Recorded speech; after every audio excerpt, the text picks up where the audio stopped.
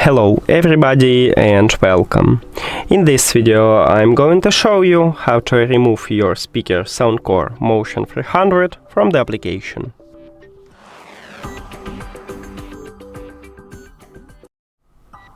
You have to start by open SOUNDCORE application, and now you should see this menu, and we need this menu. If you have the speaker menu, just go back by click at this icon at the left top.